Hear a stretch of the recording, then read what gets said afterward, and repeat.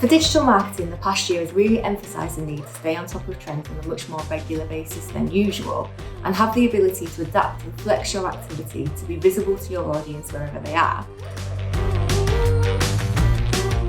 The home and garden sector in particular has seen a huge surge in consumer demand within the past year. We know from working with our own clients in this sector that this is an industry dominated by the big multi-line retailer brands, the likes of Wayfair, Argos, IKEA. But when we dig into some of those niche sectors within home and garden, we can see lots of focused brands emerging and gaining market share. We're going to share what we found when we had a look at the brands leading organic performance within those niche sectors, as well as some of the trends that brands in this space can be capitalising on now. Firstly, we saw that seasonality changed somewhat in 2020. We saw some trends we'd never seen before, and we saw usual seasonal trends happen much sooner than usual. For example, we saw a huge spike in searches around lighting for the home, most notably ring lamps, which improve the quality of lighting in video calls. Some products that usually see spikes over summer were brought forward to April and May, mainly products related to gardening. If you remember, we'd just been plunged into lockdown, the weather was unseasonably warm, and then we were obviously only able to socialise outside. For example, we saw searches around barbecues increase hugely before they usually would. Secondly, we found that some of the focused niche sectors, such as hot tubs and beds, are largely dominated by the bigger home and garden brands, with a lot of potential for the smaller brands to gain more market share.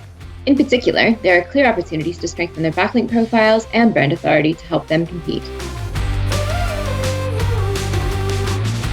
We've been working with home furnishings retailer Terry's Fabrics for a few years now on their organic strategy, and obviously they weren't alone in having to adapt their activity as a result of lockdown.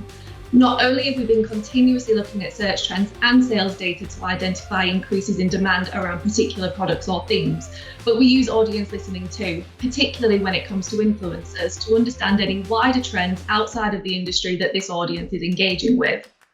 In the past year, we've been able to adapt our content and angles to align with this. So we've released content on bedroom colour psychology and how this affects your well-being, the UK's favourite home interior shows, and even Bridgerton curtain trends. Because these topics have been aligned with what the journalists targeting that same audience were looking for, we've been able to secure some fantastic coverage throughout the past year, including the likes of House Beautiful, Ideal Home, Real Homes and Country Living, and Terry's organic performance is currently the best it's ever been.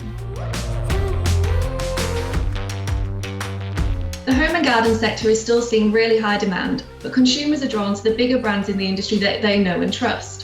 For the smaller, more focused home and garden brands, PR should be a huge part of the strategy.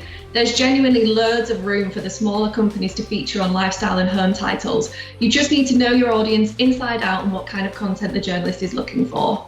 And key to that is having a proactive approach for identifying trends and having the room in your strategy to be reactive, whether that's expanding the search terms that you're targeting or changing the angle of a planned release. Take a look at a few of the other trends that we've identified in our latest report over on our website.